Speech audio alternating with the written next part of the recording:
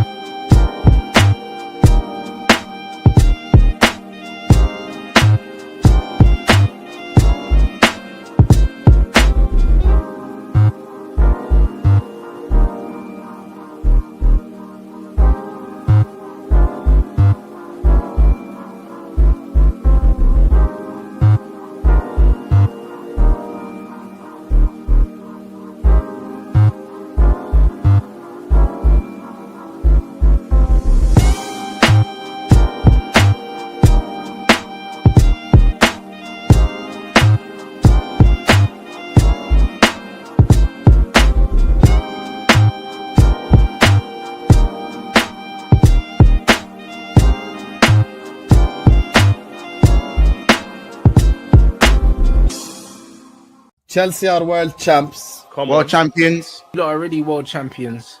Chelsea are Club World Cup champions. Chelsea are champions of the world. World champions. World champions, guys. Chelsea, congratulations. World fucking champions. You have won everything in world football. Yeah, world champions for 4 years. Everything in club football. You're the world champions. World champions.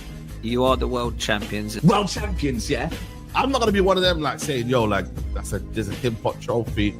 It's a pre-season trophy, bro. It's a Club World Cup, man. See the size of that trophy, bro. Chelsea are gonna have a stamp on their chest for 4 years saying world champions. They're going to have Club World Cup winners for 4 years. 4 fucking years saying world champions. I try to downplay it like the mad waking thing, you get me? But you comes to a point when you're like, you know what, blood? Man can't even like. If they did a parade, yeah, man can't even knock it. You get me? World champions. The champions of the world. They are the club world champions. Chelsea are Club World Cup champions. The best team in the world is now Chelsea Football Club. Champions of the world. Chelsea aren't world champions now. Whatever you want to say about them. They're going to be world champs for the next 4 years. I ain't gonna lie to you. I want to be there 4 years time. World champions at Chelsea Football Club. Chelsea FC champions of the world. My name is Troops. And I am the Wiseman. And I would like to introduce the reigning, defending, undisputed, undefeated world champion, Carefree Lewis G.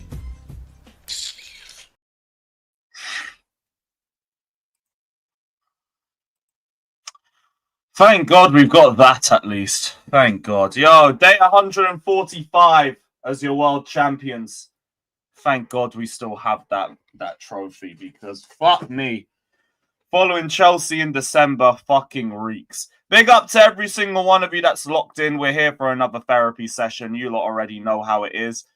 I'm not sure how long we're going to be live for, though, because I do have Northside's leaving drinks coming up. So I won't be live for longer than like an hour or 2 hours or something like that.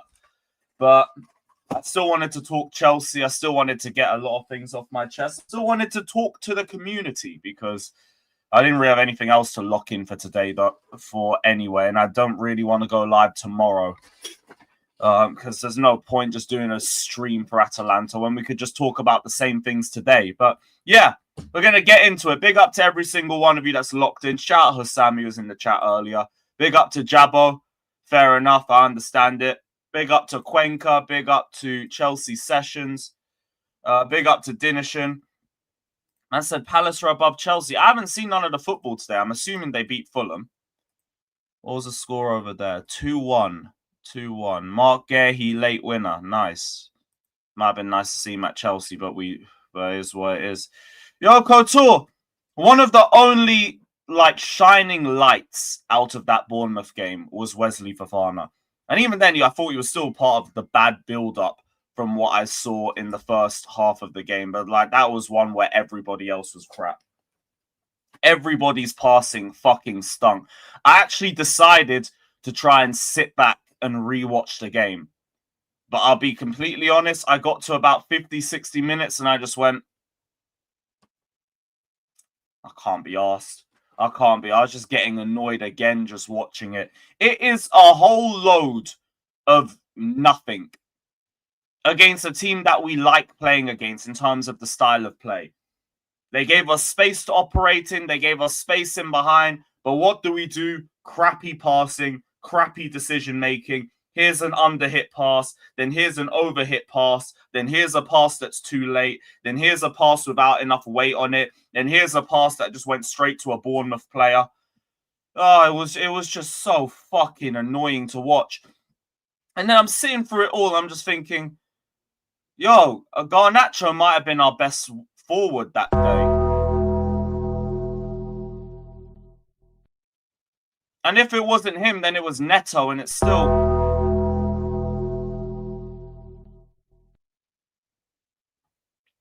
Really? Really? Oh, I fucking hate it, man. Look, shout out to Grizz. Football is a humbler, bruv. It is a fucking humbler. We also got to talk about the Liam Delap injury, so we're going to get into that too.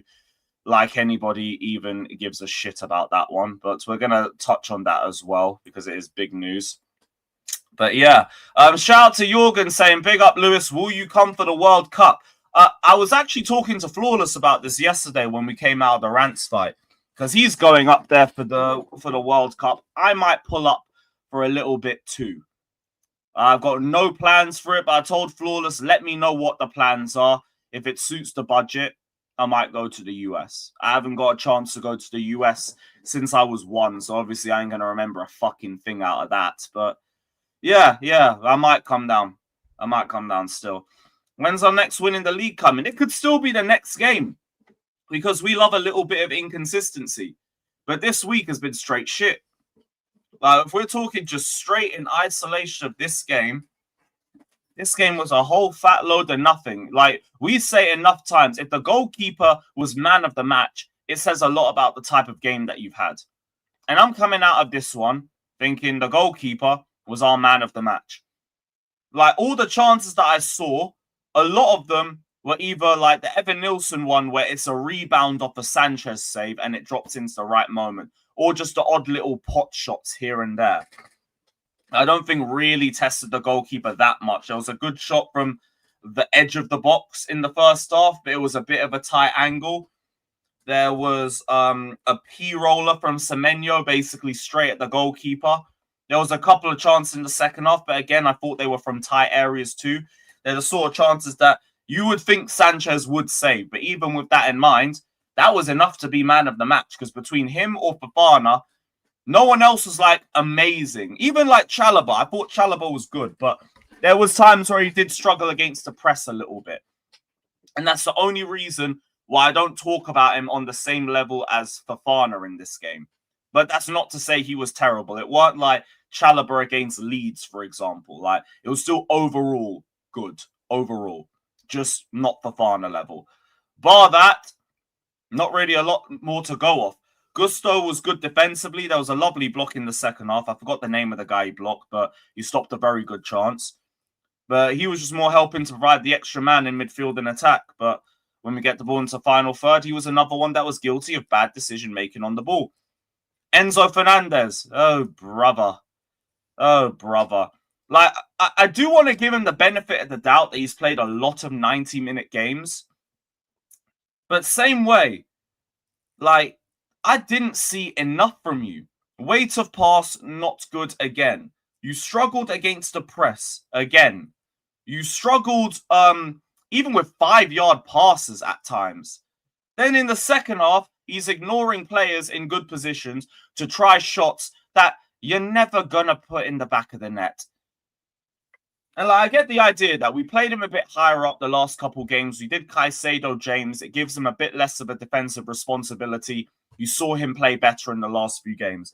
Games like Wolves, where you're playing a low block, teams sitting back, they're not trying to press you. You could drop Enzo deeper and he could just fucking cook. But in a game like this, in a midfield like that, where you're going to ask more defensive responsibilities over him, he's just not it. He's just not it. So I was surprised that he didn't get rested. When we were talking about the starting lineup in the preview stream, I think I was saying that I wanted Santos and James. And coming out of this game, it even seems like even more that we should have done that. Because at least Santos gives you a bit more intensity. I think at least Santos would be able to handle the second balls and maybe handle the press a bit better. I want to say maybe because I still haven't got the chance to watch the Leeds game back yet. And he did get caught out a couple times in that game as well. I just don't know if we set him up for that with how slow we were building out the back or not. So I don't want to go off that Leeds game just yet. But yeah, the man are talking about the price tag and everything. Look, I get it. I was having those conversations yesterday too.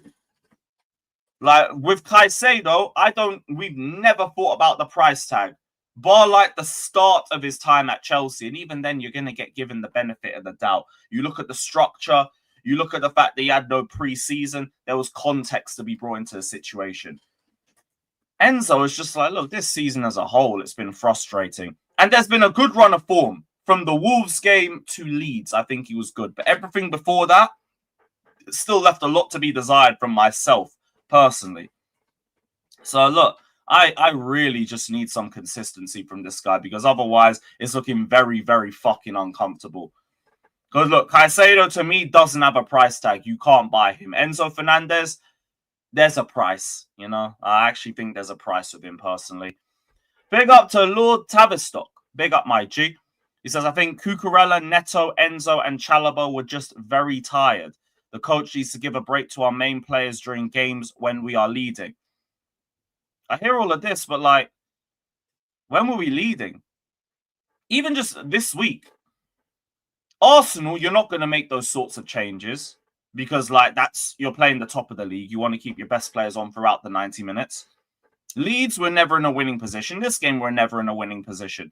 And look, I get the idea. Like, Cucurella definitely needs to get some rest, but I don't get why there's a lot of rotations specifically within the squad, but he seems to be able to just last everything. Like, maybe his what's the word? Maybe his endurance levels are just on a different planet to most of our squad.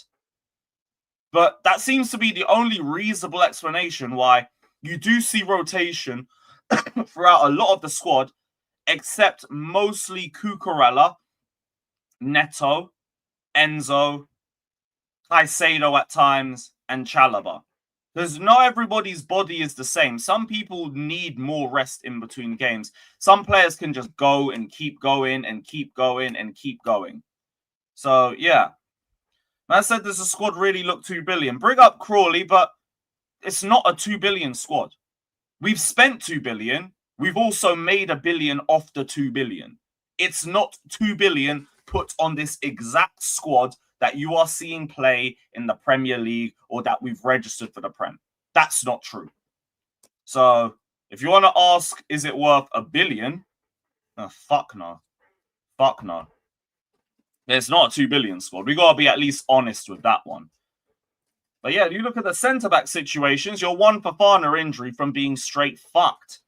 Now, I've seen a question being asked about, like, what game do you play him in? Atalanta or Everton? You can play him in both. Play him in both, just like we did Barcelona and Arsenal. You play him in both those matches, and then you rest him in the cup against Cardiff, and you play Josh Achimpong, and you do not, under any circumstances, play Tosin, because you keep him as far away from this fucking squad as possible until January, and then you fuck him off. There don't need to be a question for that one.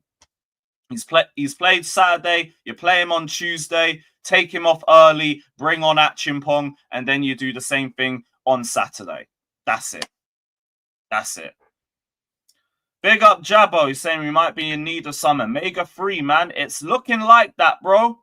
It's looking like that, because we didn't need to touch on this, and we're going to bring it up. Shout out, I know Ramen brought this up on the... Oh, I didn't even star it. Okay, cool. I can get it from CFC Daily. Liam Delap is out for basically another 2 months with the shoulder injury that he sustained against Bournemouth.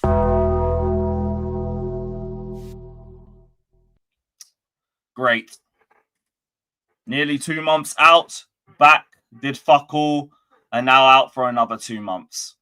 Now I get, I'm with a lot of you guys where it's like, I don't care, I don't even really want to watch you, but it's just more the idea that he's not even good, and he's just been getting injured all season, and you're not showing me anything.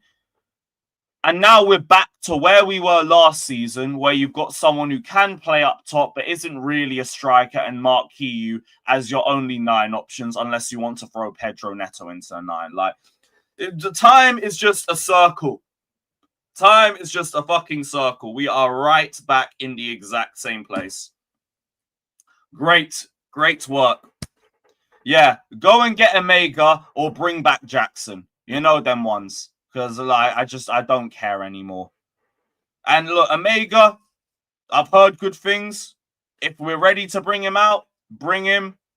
If not, yo, I don't care what man say about Jackson. You can fucking bring him back. At least then we can sell him in the summer and actually put that money towards the UEFA squad cap problems that we're going to have next summer anyway. But yeesh, we've seen that this guy also needs minutes to get up to speed, and then we don't even know what an up-to-speed Delap is going to be like. Great. Like, he's just a walking question mark. The fuck? Yeah, I do, but I don't think they did enough. Put your phone on Do Not Disturb for 2 days, and then there's no questions asked because deadline day's closed. Now what are you going to do? Just sit in Germany for 4 months? You can have your little temper tantrum and then get the fuck back. You know them ones. Sadly, now it actually isn't realistic to bring him back. I hear it, but I'm just talking what I would like to do. That's not the case. You go bring Omega, because other than that, it's looking bleak. I'll be so real. There was an agreement in place already. Everyone completed. You can take that back. It's been done before in football. I'm sure it has. But, yeah, train of thought's been lost again. We're back to where we were this time last season, basically, in the striker department. And, yeah, fucking great. But when Mark Hiu came on, I have to be completely honest, same shit. Same shit. And even then, he didn't look that physical either. I want to see what a few more games would be like. But he didn't look physical either to me. So unless I see differently with that, then he was another one that seemed to struggle in his duels too. And then just seemed very, what's the word? He didn't seem connected with the rest of the squad. But even that plays a part with how everybody looks so bad with their passing. Like we said earlier, underhit, overhit, underhit. Let me pass to a Bournemouth player. Let me overdo the action. Or then there'll be the odd moment where I'll give what's his name? I'll give Delap some credit. There was a moment where he held the ball up well and he set up for a really good cutback. Nobody in the middle. That whole game was just a whole load of frustration. Like, cohesion was near non-existent. Big up, Catch. I see you in the chat, man. Big up, Catch. It's fucking frustrating, man. Fucking frustrating. Was Rance robbed? I thought he was the better fighter. Like, the other guy kept going into hugs. And by the third round, I think, just looked so tired. Like, Rance definitely prepared better for the fight than the other guy did. But for some reason, it got given as a draw. I don't get that. Because, like, I think Rance won that. I think Rance looked fitter. He lasted longer. I think he threw more punches. Surprised it ended up as a draw. Kind of pissed me off as well, because man spent 50 quid on that. And I didn't agree with the end result. But Rance deserved to win personally. He'll probably end up setting up for a rematch. And we'll be there for that anyway. That was actually a great night. Got to catch up with all the YouTube guys again. X was there. Saeed was there. Matisse, Turkish, Don, Kaz, Flawless. Bearman pulled up. Monts, Roms. That's everyone off the top of my head. I'm trying to remember if I missed anybody. Fucking Brennan. Bare people were there, man. Bare people. Yeah. Even then, I feel like I could have just got in anyway. Like, the security was non-existent. But hey, money going to the cause, man. You know, I don't mind that. I have questions to Maresca about our approach yesterday. I can't lie. Man admitted to playing hoofball to Delap in hope he wins some and launches our attacks. Fucking hell, man. I also didn't feel like the midfield was best suited for winning second balls. Just because, like, Enzo will have these games where he looks like he's walking on cement. This is where I think Santos might have been a better option for that game. The one thing I didn't really get as well, like, it seemed like Palmer was locked onto that left-hand side. Whereas in other games, like last season, you'd see him roaming. He'd roam between left and right. This time he was just sticking on the left, and it seemed like Enzo was taking up more the right side positions. And that I didn't get. I said as well, my problem with Maresca was that the urgency seemed to slow down more through the second half. And I don't feel like he responded to that. And the substitutions, the wing substitutions, were late too late for my liking. I feel like Esteval could have come on a bit earlier. I know people are going to say, what would Gittins have done? But I was so frustrated with what I was seeing off the wingers anyway. I would have liked to just see some fresh legs, just in the hope I get something different. Something different. But yeah, that was my thing with Maresca. First off, like, I didn't think the game plan was too bad. I thought more the decision-making was what was fucking annoying. Because we were just making dumb decisions with our passing all half.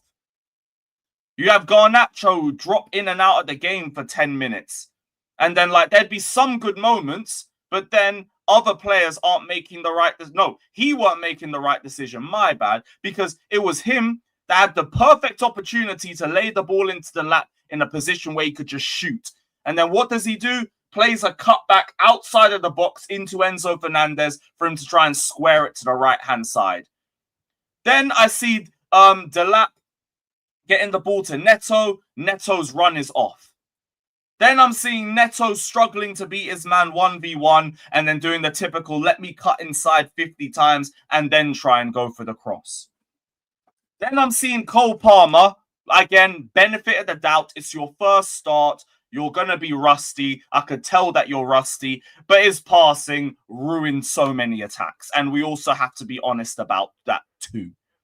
And that's individual based. In spite of me wanting to see him play on the right side more, yo, I'm going to need you to release that ball a bit quicker, man. I'm going to need you to have a better weight of pass. And I'll respect it is still partly because you're coming back from injury. And that's fine. No sweeping statements on Palmer. But that was also part of the frustration with our passing in the first half. That was part of it too. Like, we had a couple of decent combinations between Enzo and Reece James and I think Gusto. And that was it. That was it. There weren't nothing else. And yeah, Maldini, I agree. 2 out of fucking 9, man. This week has been so jarring.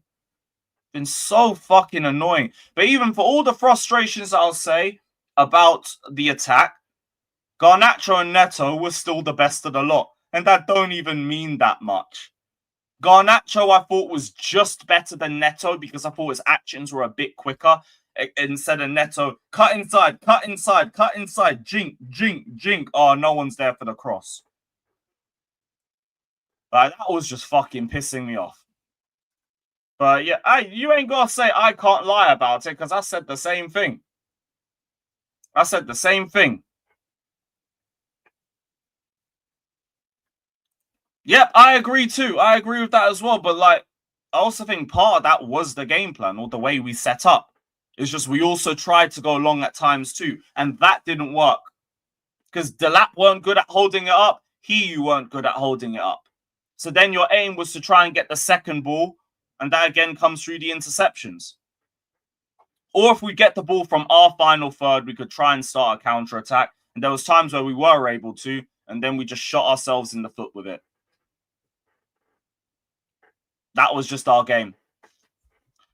That was just our fucking game, man. And then the second half, we seemed to get slower and slower. I don't get why Joao Pedro came on and then he started moving like Jorginho, just slowing the ball down. Like he's come on to kill the game off. I didn't get that. But I don't know what won for Joao Pedro over the last couple matches. Like I know it's just a form thing with him. Yeah, Sean, I'm not there with it. I'm not there with it. But I get why people are frustrated with his performances. It's just not a Delap thing where I just think you look spooky. You're just not being great. And I don't think he's been shit since Club World Cup. I think he's been crap the last couple games. You weren't good against Burnley. You weren't good against Arsenal. He weren't good against Leeds. And he weren't good in this game too. Before that, I wouldn't really have said that about him. There was the Sunderland match, but I thought the Sunderland game was in isolation of all the other games around that period, if that makes sense. And then Burnley onwards, now I'm looking at it's like this is starting to become too consistent for my liking. Way too consistent. Yeah, I disagree, man. I disagree. I said it's been 2 months. What's been 2 months? What's been 2 months? Because the Burnley game was a month. Or around a month. Something like that. And before that, I would say Sunderland away. And I don't think he was bad in any other game. I really don't. Now, you can question the level of good, but I didn't look at him and think he was a problem. Joao Pedro hasn't been good for 2 months. Let's go back 2 months. So we'll go 7th of October. Now, I thought he was good against Forest. He was the only reason why we were building up anything, especially in that first half. Ajax, I don't remember if he played. No, he was suspended, didn't he? He had the red card. So if we go further again. Spurs, he played well. Sunderland, he was poor. Karabag, I barely remember his performance. And Wolves, he played well. So yeah, again, I disagree. It's just the Sunderland game and all of that. And maybe Karabag, if someone remembers that one. Again, I disagree. Spurs, he should have had a hat-trick, but he still played well. That's the point I'm trying to make. Yeah, there was that one chance in the first half where I think he could have done better. The second half, he had a chance late on that I think he forced a good save out of Vicario on personally. And he played well past that. Like, his actions in-game were good. I think you man are just isolating it down to the chances. And I think there was one that was very bad. And that was it. No, Brendan, you've ignored that. I've said everything from Burnley wasn't good. They're saying the last 2 months. I'm disagreeing. I'm saying the last month. The last month, I'm not arguing. Burnley, he wasn't good. He wasn't good against Arsenal. He wasn't good against Leeds. He wasn't good yesterday. I agree. But I think those, Sunderland, that's it for me. That's it for me. And Sean, this is what I'm waiting for. When he plays regularly with Cole Palmer, if he's still playing the same way, then we'll have those conversations. Yeah, Brendan, it's all good, man. Don't stress about it.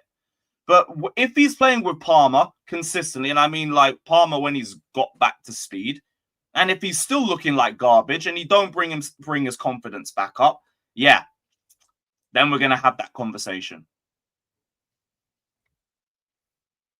Missing an actual sitter for an attacker, making a mistake that led to a big chance for an opposition for a defender, almost equal.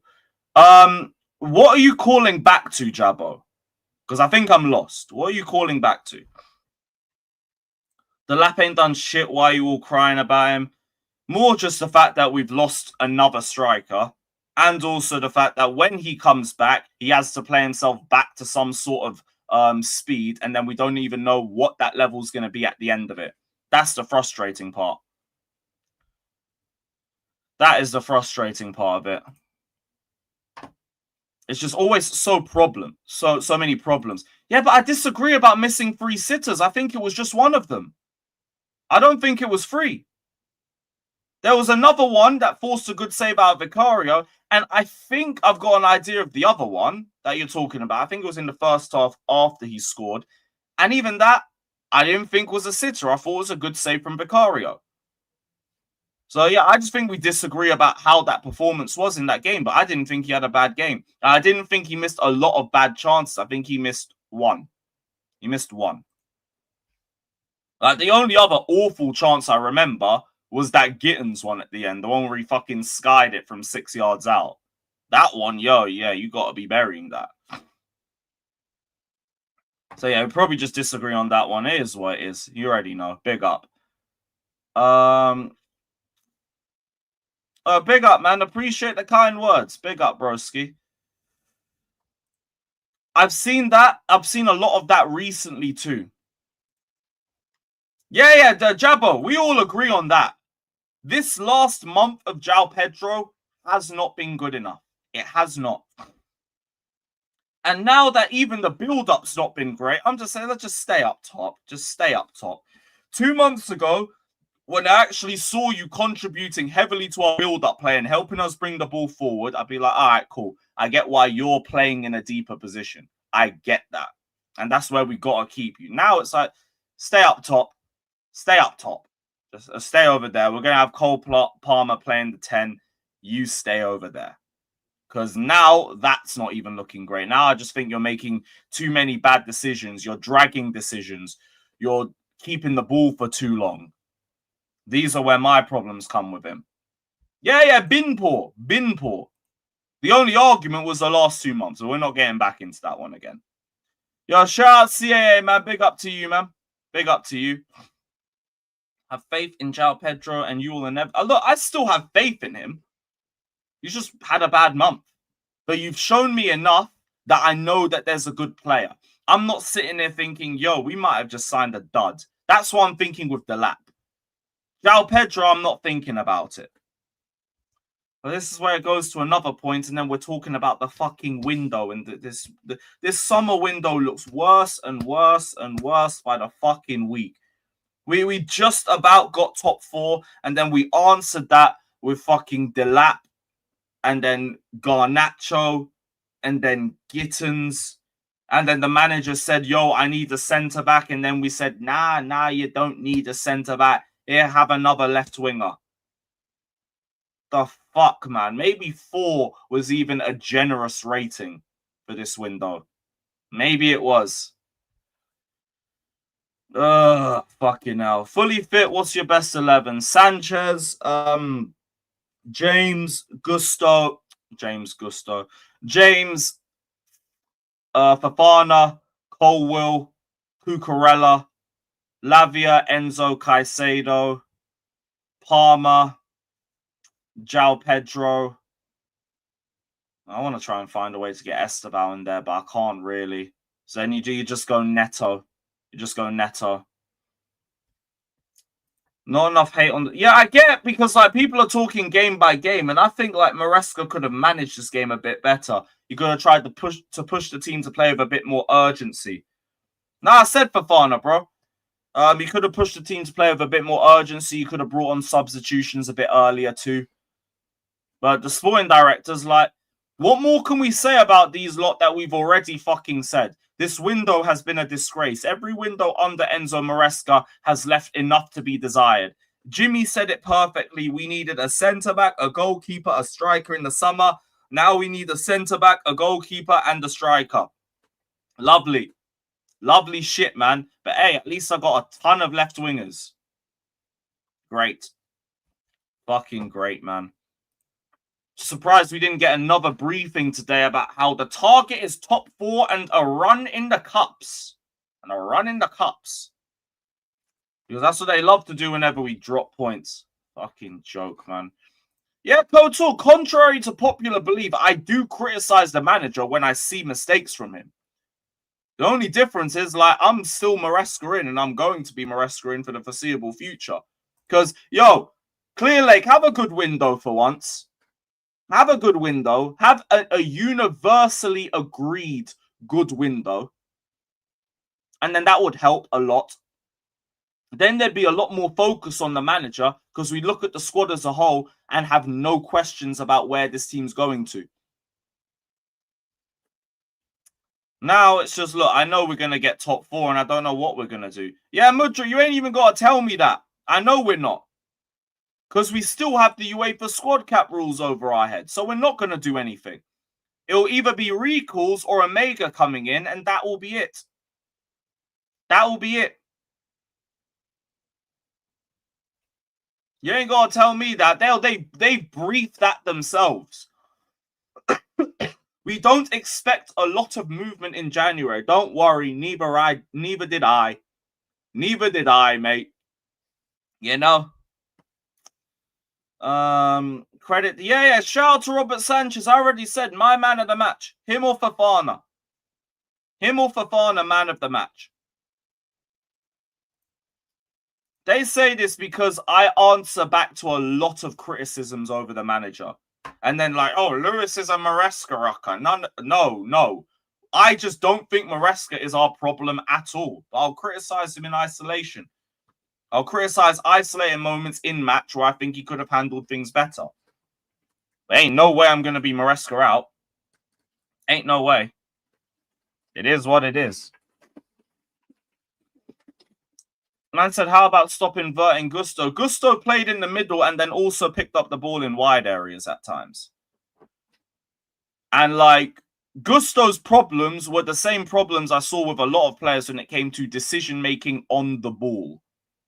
Like, the game plan the first half, I did not have problems with because we got the ball in moments of transition and then we fucked it up. That is individual-based. The second half, we got slower. The second half, we became cross-heavy.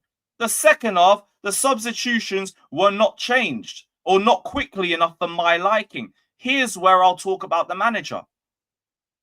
But there and the whole like, oh, I'm happy to leave Bournemouth with the point. I'm like, I just cussed out Poch for this 2 years ago for talking happy about a point against a shit Bournemouth side. And here we are 2 years later talking about it's okay, we got a point at a shit Bournemouth side. Are you fucking kidding me, mate?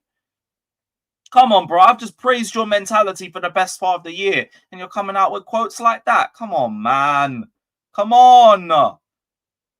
Like the fuck? Oh, yeesh. But yeah, just everything about that game was just a walking fucking headache. That's why I couldn't even get past watching the whole 90 minutes back. I just couldn't. I fucking couldn't. Shout out to OG Harmone. He says, I'ma be real. If Lavia ever fixes his injury issues, I'd bench Enzo and put Caicedo at the 8.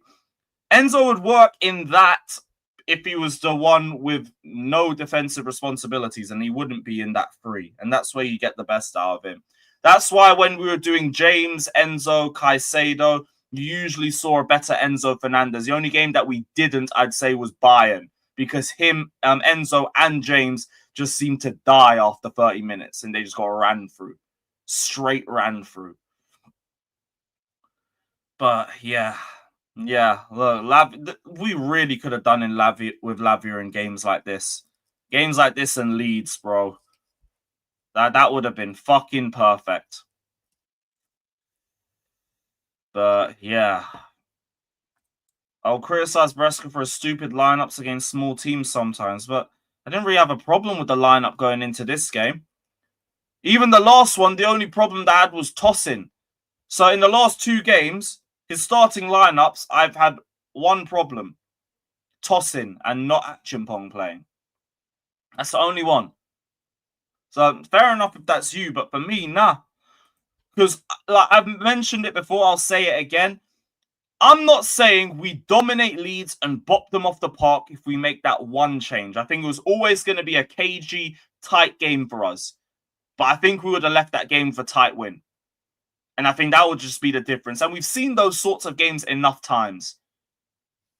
We wouldn't have put as much pressure on ourselves if it was Josh and Trev in the middle. Josh on the right, Trev in the middle.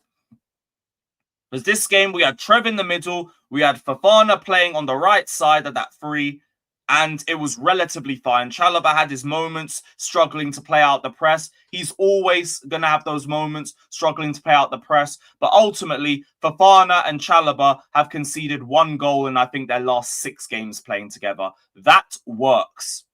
That works. It's not perfect, but it works. Just play Achimpong. They're stylistically similar. The fuck? Do I think yesterday's lineup should... No. Fofana had to be rested. He had to. If I change anything with yesterday's lineup, Enzo, yoink, out. I'll put Santos in. If I make one change. But even then, we should have been better in transition. I can't even really say that. So, yeah. Because I said we still conceded chance against Bournemouth, but they didn't seem like as scary. Like, they had the first goal early, fell asleep. The one that Evan Nilsson missed from a yard, Gusto, I think, gets a leg to it. Sanchez gets a stop to it. And it falls to Evan Nilsson just off that stop. I can't really blame anybody for that one. It's like when we lost 1-0 to City in the Cup semi-final under Poch, and it was a fucking rebound to Bernardo Silva. I came out of that game thinking I can't even blame anybody for that goal. Like, shit. It's a rebound. It is what it is. It's just bad luck. If I'm blaming anybody, I'm blaming the fucking forwards for just all being idiots. Hope this bad run is just because we're missing Caicedo. Look, that's always going to play a part, regardless. Regardless, you're going to be missing Caicedo. But it's not just that. We're not minimizing it just to, oh, we missed Caicedo. That was the difference. Because I don't think that's a fair point to make either. It's just a factor, personally. Yeah, shout out Yasser. We saw him yesterday as well. Big up Yasser, bro. Glad you got home okay. Do I think we'll sign a striker, goalkeeper? Nope. No, we won't. No, we won't. The striker will be Omega. The centre-back will be Mamadou Sarr. The goalkeeper will be Penders. That will be it. Or it will be Mignon on a free. Or maybe Mignon on a free. That's a big factor. Because, again, I don't think Caicedo makes the difference in that Leeds game to a point where I'm guaranteeing that we're not losing. It's more, take Tosin out so we can keep playing high, so we can have some sort of a counter press, and so we can move the ball relatively quicker than the slow shit I was seeing from Tosin, Badiashile, and Chalobah. Who are we signing then?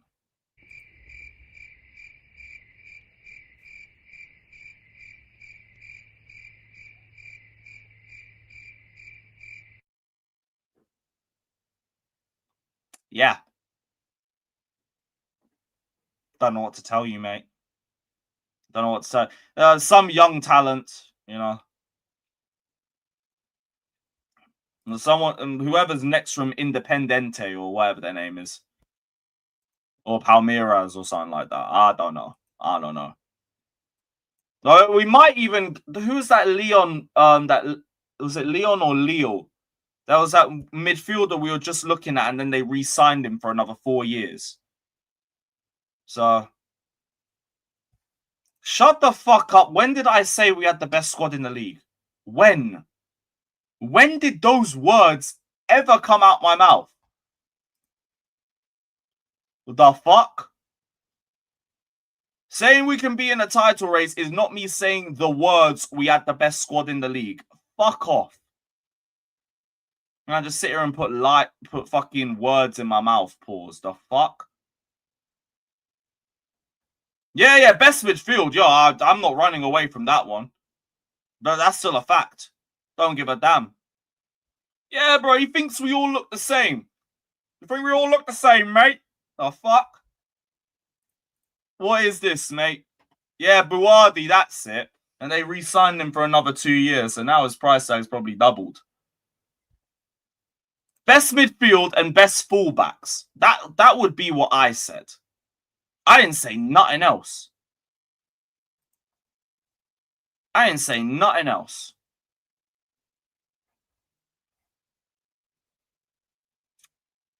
There we go.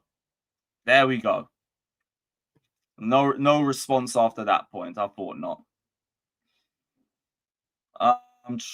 I said I'm Maresca. Look, big up to you then, man. But I've already said I'm not debating any Maresca shit in 2025. There's no point. There is no point. Man's won 2 trophies, and we've complained about every window. Man, didn't think we were getting top 4. We got top 4 of that squad, and then they gave him Garnacho, Gittins, and Delap. Man, want me to talk about the manager? There's no point. Well, what is the fucking point of me talking about the manager? Great. And then they'll sack him, and then they'll go bring in Liam Rosinor. They'll go bring in Frank Lampard. Cool. Yeah, Fielder, you know what? The only good thing is, like, I didn't win. I mean, I didn't win, but neither did anybody else, except United. They won by default. No, I didn't say we had the best squad in the league with troops. What are you talking about? Generational waffle. Hold on. You said you're Maresca out. And you said bring back Lampard.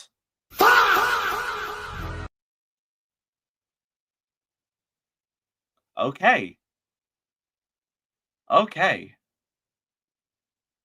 Wow. Fucking wow, mate. Oh, big up, man. You know them ones. How do you want me to? Oh, go fucking find the video, see if I give a shit. You'll be looking. Oh, yeah. I would have thought so.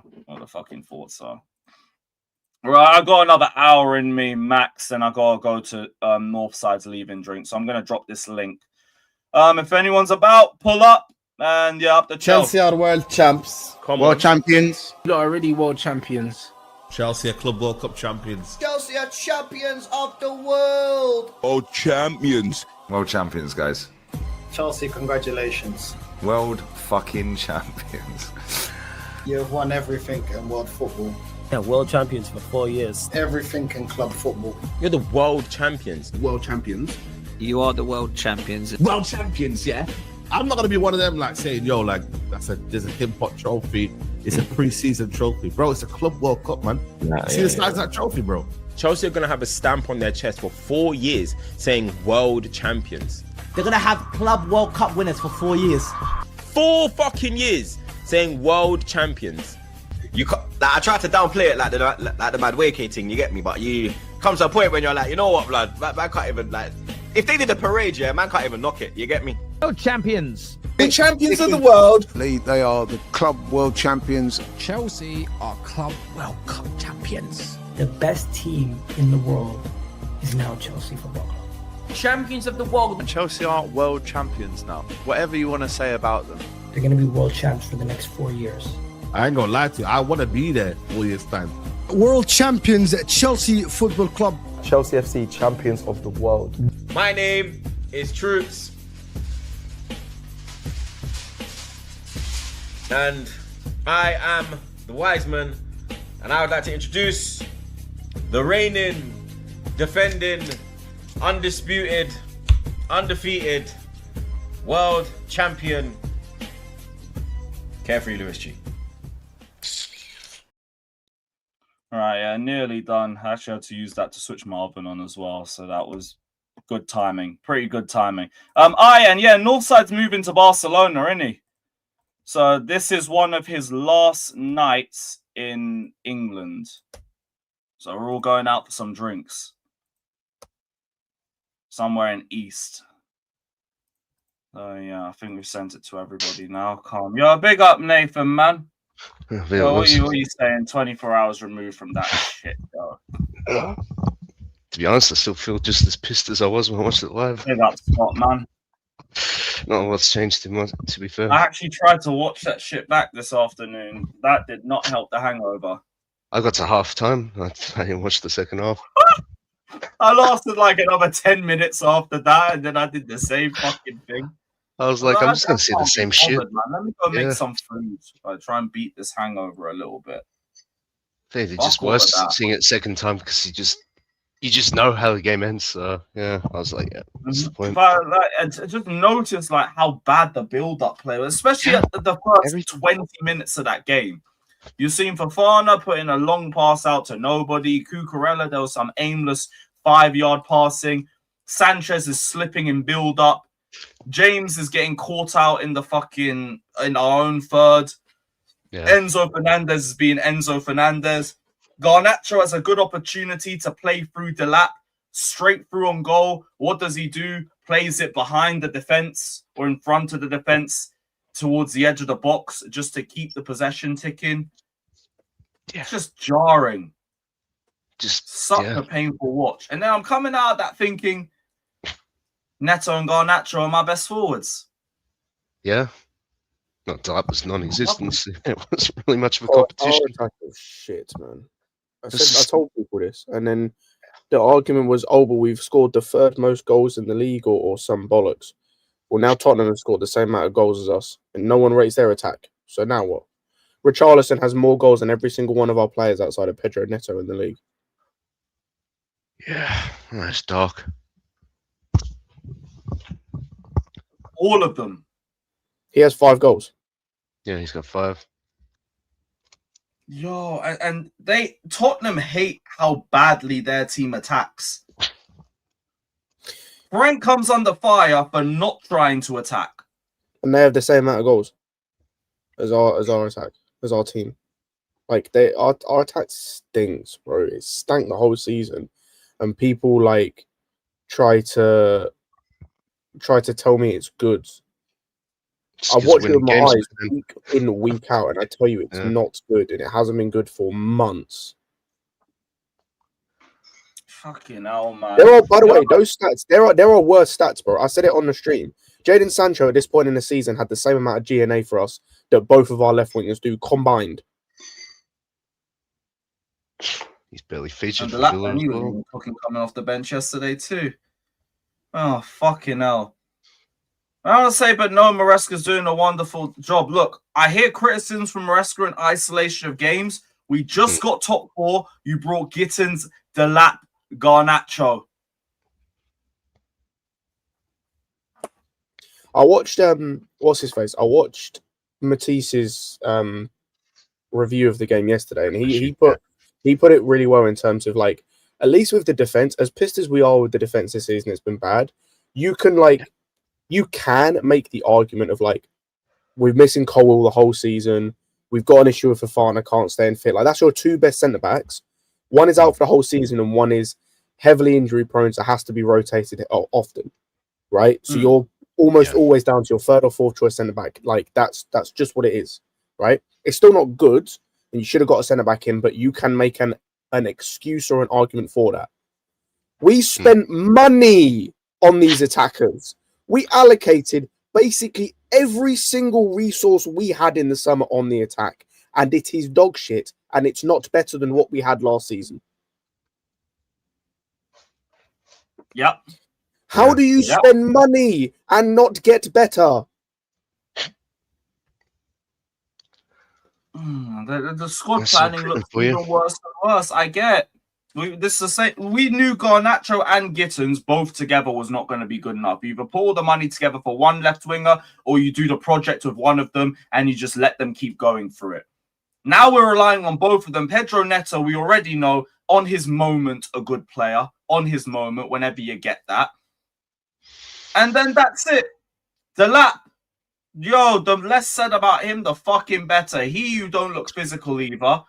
And Joao Pedro, horrid form. I don't know if you're thinking if it's anything more than just form. I think it's still a form thing for me. He's not been good for the last month. I think it's a mixture of form and just what he is as a player. Like, he is an indecisive player at times. He was this at Brighton. He was this at Watford. Like, this is just him as a player, unfortunately. Like, especially the shooting thing. But you should have known this before you bought him. Like, I know Matisse, one of the things he talked about when we signed him was that from watching him, he doesn't shoot. Like, it was the same thing with Delap in terms of this was a guy who didn't get a lot of chances, wasn't going to do much in attack, but was going to score with the limited chance he was getting. He's now not doing that. He's a net negative on this football team. The wingers, we know what they are. Like, I'm sorry, I didn't need to watch 40 games of Gittins last season to know what he was. I watched a comp and I could tell you what he was instantly from one comp. And he's been exactly as I saw in that comp. He's basically Noni when he was at PSV. Maybe slightly better. Garnacho, we watched for 3 years in this league or whatever it was. I knew what he was. Even Neto, we saw him be wildly inconsistent last season, and he's been wildly inconsistent this season. The only thing that's improved is he's got slightly more GNA. Whoop-de-doo. It's still not more than Kudus. It's the same as Richarlison currently. And it's now causing us to lower our expectations. It's not of these better, players. by the way. Of What course. pisses me off is people want to big up Neto for everything. What Neto is giving us, it still isn't good enough.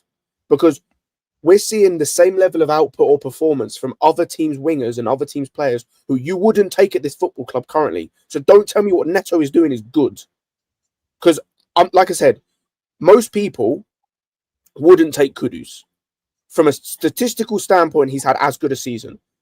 Performances, you can say, yeah, whatever it is, but he's playing in a worse team as well, I would say, in Tottenham. Richarlison, no one's taking. He's got the same amount of GNA as Neto. I don't care that it's a change in position. Richarlison's still shit. Like, Iliman and Di has more GNA than almost all of our wingers. And I would take him over all of our wingers outside of Esteval. Well, this is what was mentioned. These guys this fucking weak. We're now allowing this to like drop our expectations of these wingers because now we're sitting there doing, at least Garnacho was very good coming off the bench, and then all it was about 3 or 4 different actions. And you need to apologize to Garnacho. What do you mean apologize? You've been better than I thought at United, and it's not a flex. Garnacho's had one great game, which was the Wolves game, I think. Yeah. The Wolves game, and even that was just a good second half, personally. Where I thought he was really good in the first half, to be fair, because he was beating his man. He was doing all the stuff we don't normally see from him. I thought he was really good that game. That's his one great game this season. He's had what people consider a good game against Liverpool, which was basically more of what we've seen, where it was just stretch the play, make runs in behind, and do nothing once he got the ball. But people said it was good because Bradley got a yellow card because he dived. Yep. And that's what it is. Gittins, we've seen one quality game, which was Wolves in the Cup, and outside of that, we've seen sweet FA. Like I said, Neto's been horribly inconsistent. Esteval's now on a poor run of form, but you're going to get that from him because he's 18. Like the way this team is put together is a fucking mess, especially in the attack. Like I said, the defense is bad. You can, if you want to, make not allowances, but you can understand why it's bad in terms of who we've got in there. They just didn't bother getting one in there. You recruited this attack. That's what it's just easy to write what's wrong with the defense. You did nothing. You did nothing. You actually tried. You tried to fix this attack, and failed miserably. You spent. Not even tried. They went for. It was intentional as well. You spent 45 million or 50 million on Gittins. Looks like a complete failure. You spent 40 million on Garnacho. Failure. You spent 30 million on Delap. Failure. You spent 50 million on Pedro. Failure. You've spent, what's that? 170 million on 4 players. Thereabouts. Oh. Yeah, it's just self-inflicted, isn't Yeah, it? And But I'm not obviously even the Gab's going to get all including the blame for it. I'm not even including Buonanotte because that was a waste of time. Oh, that's why we don't see him. They might be One gone game in and that was it. January. and who One cares? game and that was it. Yeah. It's just self-inflicted. That's what I mean. Like, obviously we know, yeah, Maresca has made mistakes, but you look at the players that he's got. You tell me what Jose Mourinho will like a squad like this. He's going to do much with this. You know what I mean? What the fuck am I talking about? I get it. Obviously, the manager made the mistakes. He got called out for it. You know what I mean? Like, what killed me the most about that game was that he didn't make subs, and they were too late when he did.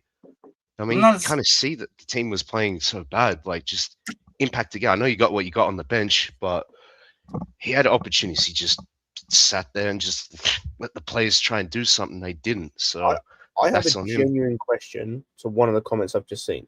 Assad, let's say we sack him and you get a new manager in. What level are you expecting these players to get to? What is their final form? Because I can promise you their final form is not fucking good enough anyway. What's Neto's final form as a player? What's Gitten's final form as a player, currently speaking? What's Garnacho's final form? Because, like, that's cool. Like, we can sack Maresca and we can go and get someone better in. That's fine. What are you expecting from these players? Like, on a genuine question. Yeah, and I'm talking about the attack. The rest of the squad is what it is. But I'm focusing on the attack because ultimately, for as bad as our defense is and as bad as our midfield was yesterday, our attack has stunk for weeks and it's got bailed out on a regular basis by one person turning up on one day. So, like, Neto might turn up in one game, and then Garnacho might turn up in one game, and then maybe Joao Pedro turns up in one game. Now, the one thing I wanted to add with that as well is I've seen the argument with the wingers and everything. Number one, I don't believe anyone is universally rated out of our wingers this season and last season except Esteban. Maybe Neto. Maybe. And even then, if we want to talk about being isolated 2v1, 3v1, how about you make quicker decisions on the ball? Maresca is not telling Pedro Neto, cut inside 50 times before you make a decision. He's not telling Garnacho to make the wrong decision or just pass the ball away from the striker who's making the darting run at the time of passing the ball. Those are individual-based decisions. Gittens struggling or like refusing to take on his man is an individual decision. Noni beating his man last season and then overdoing the action or taking too long to release the ball is individual based. Which he's still doing Sancho, at Arsenal, by the way. when he was slowing down the ball for fucking fun and then just Which he's still passing doing at backwards, Villa. individual based. I was going to say, but those last two players you just mentioned are doing the same thing at the teams they've just joined. So it was clearly a player issue with both of those guys. It wasn't a manager issue or a system issue because they're playing in different systems. And in one of those cases, a very different system, a defensive system. And he's doing the same thing. Like the game he had at the weekend, the cameo he had at the weekend in Sancho's case was the first good game he's had since he joined. Bro, I was watching Neto slow down the ball and then just fail to beat 1v1s. And then people are talking to me about 3v1s. So What? one-dimensional. You're not even doing 1v1s. Nope. Oh, It's just too one-dimensional. That's the problem with most of the wings, except Esteval. It's one-dimensional. Oh, one trick and that's it. If it don't work, they're going to have no joy against their defender. It's the worst. What's Maresca supposed to do with that? You know what I mean? All right, sub off Garnacho, put on Gittens. What, is he just equally as incompetent as Garnacho can be, but maybe worse in most cases? So it's just... And yet You again... mentioned there are players that slow the ball down and let the opposition defense settle. With Pedro Neto, I genuinely think that this is just him because we have seen him do this when he's getting the ball and he stops enough times. And I just think that's individual based. Like with Garnacho, I think I'll give him, and I said it earlier, that his actions were a bit quicker. But even then, I just didn't think you made the right ones at times. And if you had made a few more the right ones, maybe we're making a few more chances. Esteban, I can't say nothing about because he came on for like the last 10, 15 minutes, and I don't think he got given enough time to play with the ball. But there was times where I thought I was trying to move the ball quickly, and then the pass was shit. And this is why I went back to saying the decision-making fucking sucked. The passing fucking sucked. Where it's instruction, I don't think it's those sorts of instructions when you're playing a team that was allowing us to catch them out on transition. And they weren't. We weren't doing it. And this is the thing with the whole instructions from the manager is like, I don't think these players are doing verbatim exactly. Like nobody, if anybody's played sports, nobody's going to do verbatim exactly what the coach says. The coach is only predicting what's going to happen. So that's up to the players. Once you get to that position, if you can get there, then you do something with it. That's when your talent comes in. I don't know why people keep thinking everything a player does, and if he turns out shit is the manager. To some extent, yeah. To some extent, yeah, it is the manager, I guess. But some other times you got to think, well, maybe just the players, maybe just shit. Yeah. You know what I'm saying? It's interpretation of the manager's instructions. You know what I mean? Yeah, because the manager can only do so much. He's just predicting what's. I mean, listen, I off the bat don't rate a lot of these guys, so that's an easy answer for me to go to. But if that's the easy answer, then I'm even more bothered because a lot of these guys are new. So Joao Pedro, Delap, damn near 4 out of 5 attackers. Well, I think even Estevao is new, but we bought him the previous season, right? So he had no say in that. With these guys being bought, with 3 of them being seen as starters or potential starters, that's why I was saying the summer, the manager has to say something. You don't want these guys. You got it. Because are we going to go on another cleanse and sell all 4 and buy a new 4? To a whole nother squad rebuild, yeah. We have to, apparently. If we want to sign more players, we have to get rid of someone.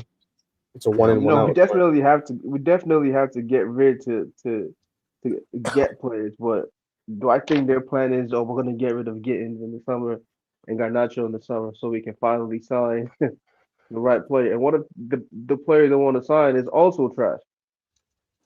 You know what I'm saying? But if the manager doesn't say anything, we're going to end up in the same spot that we're currently in.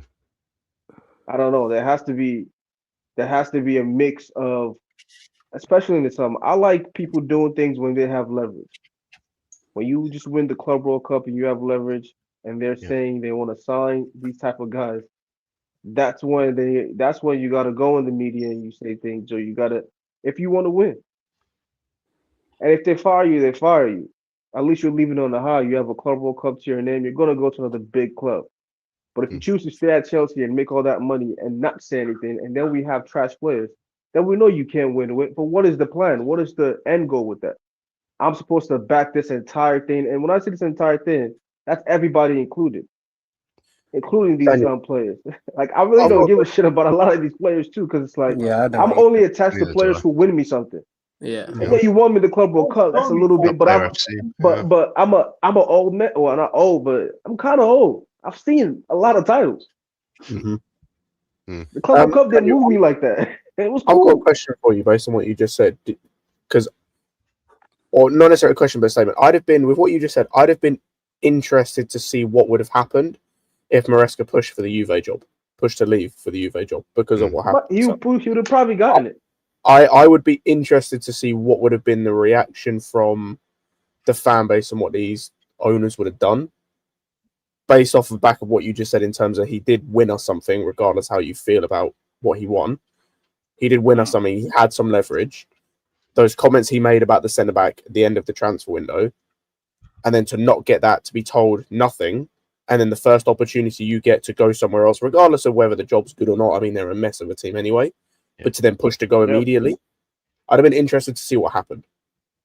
Because then all of a sudden, because like, if he didn't even want to go and he's comfortable where he is, that also kind of tells you this, like, to me at least, there's that level of, like you mentioned, is he actually pushing for something? Does he actually want to push for some of these players? Or is he just happy to accept? Because like the Gittins one I put on him, he co-signed that. So like, Gittins is fully on him as well. But like, I know for a fucking fact he didn't ask for Garnacho. I can tell you that for a fact. He doesn't suit the style of play in I'm not any even way. saying who he asked for or didn't ask for. There's certain guys who just know, like, if you're All we trying to know is win, what he this asked for, isn't. and that was a centre back. Yeah, this isn't even. He So made if I want to comments go like by this, that kind of I assumption, I'm kind of know it's fact. assuming that he likes Gittins and he likes Garnacho. I don't know why he would, but I know you're not going to win a title with these guys if that's what you're going for, or at least trying to get your team to that kind of level. So my expectation is like if you're cool with this model, and you're not going to say anything, you're adapting to it. You're basically saying I have to be perfect for us to win, because these guys are not going to be perfect. They're just not. So you have to be perfect with everything, your decision making, your man management, and that's tough. What's going to end up happening normally is either these young players that you have that are close to, who are ready to win titles or close to it, you start getting that bubble, and this happens everywhere, right? Once you haven't won for a while, then you start, and the bubbling starts. I'm expecting it soon, but that's me because I think these guys might want to win. So how is it going to deal with that? Like, it's just a whole. I don't know. I think that's probably going to force the board to make certain signings because now they feel like, oh, Palmer wants to leave. Okay, maybe we should spend the money to get this top quality player and overpay in this and overpay in that. Like, at some point, that's my feeling. At some point, they're going to do it. You just want to be on the end, the positive end when it happens, so at least you benefit from it. I don't necessarily think they will. I think what they'll do. I think eventually they will. My thing is like, I'm hoping they don't. It would just fall in line with what they've done so far. If one of these players did push to leave, they just ignore it because of the whole like they just go you're on a they just go you're on a death row contract. You're here to stay. Yeah, but they And, don't do that. They usually sell players who want to go. They gave Jack the extension, didn't they? That's what I'm saying. Everyone that they've like every let player leave who wants to go has been they just like let go. replaceable. Yeah, they've just let go, but it's been replaceable, right? It's like it's Jackson. No, but I'm saying like Jackson seemed to be the one that they were really trying to build long term around, and then when he said like, "Look, I'm not really with it now. You brought in other players in my position. I want to go." They just said, "Okay." I don't necessarily think it was that. I think it was like the fact that they were interested in going and getting Delap and they got Joao Pedro. Like I think there was always that possibility of Jackson being replaced. I don't think he was necessarily of like of going to be here long term. I don't know, but like I can't predict the future. Not in the same way. Not in this. I'll say this. It's not in the same way of like a Caicedo or an Enzo or a Palmer in terms of like if one of those guys says they want to leave, that's where I'd be interested to see what they do because those guys are, well, two of those guys are. That's what I'm saying. I think once you hear like a long term in terms of like how strong are we in terms of keeping him? Because remember with Cucurella, we said re-signing him is a big statement about how you'll keep our best players long term if they're performing. As we saw today, he didn't even get a contract extension; he just got the pay rise. So like, he's expiring in 2 years at the end of the season now. Still, Jesus Christ! I don't know if you knew that already, but I just saw it drop today. That was from Fabrizio. So once the season ends, he's gonna have 2 years left, right? Him and James. Yeah. Well, James, I think they give a new contract to, like, as in length. The Cucurella one is interesting because I think by the end of his contract he'll be 31, if I'm not mistaken, or like 30.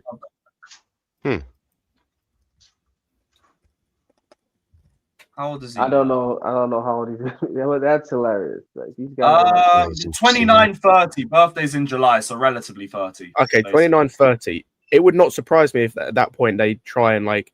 If depending on where Hato's at, or if he's even here at the football club, but they try and like move on from him and go and get like that, bro. That's Jesus Christ. Yeah, like that's not a good sign. I thought it was a contract extension. That's not a good sign. But that to me was a very big statement about where you view Chelsea long term. But it's like, oh shit, so United, the length ain't changed. Just deserved wage increase. But I thought it'd be both. Now Brendan, I didn't. No, you're muted on your side. I can't unmute you. Yeah, big up. I don't know. It might be a mic issue. Try reset, bro. Try just restart, but it won't let me unmute you. I don't know what was going on over there, but this surprised me. This really surprised me. Unless Yeah, the like, long-term plans. I will be interested to see what happens if certain guys say they want to leave, like how they react. Because I do think they'll just stick their head in the sand and go, "You're here till your contract finishes." Oh, that's just Unless, but then those unless it guys gets to will, the point where it is like, we know the problem is they signed most of these guys under that same pretense, right? Even someone like Cucurella, we saw him throw up a stink at Brighton before Chelsea signed up. Like he didn't go to training and all that, right? I think for Fofana was the same way to Leicester. yeah, Even though I don't think it was them who what was it them who signed him? Well, it was this club. I mean this ownership anyway. yeah, well, it was Bowley. Like it wasn't Clear Lake. Yeah, it was Bowley, but it's either like so. And then there's a few other players who kind of I feel like have that kind of thing about them, where you know Caicedo was very steadfast in him wanting to come to Chelsea. Right, Gittins didn't go to training, so I'm saying like if these guys want to leave, or Gittins is shit. So I hope he does. That. I'm looking at more of the like. But main I'm saying players. like if Caicedo and Palma, Enzo seems like an easy one, but if these guys just decide, not decide, or if someone comes in for them, okay, you've been at the club 3-4 years now, you haven't even competed for a Premier League title. And like I was different if you're competing and you're not winning, like Arsenal or something. But if you're not competing whatsoever, it's gonna be easier to leave. Especially I think for with big all money. of them, it would just be for the right price tag, like we heard with Jackson. Yeah. Like they'll keep you and they'll but force the issue as long as they get the money that they want. Yeah.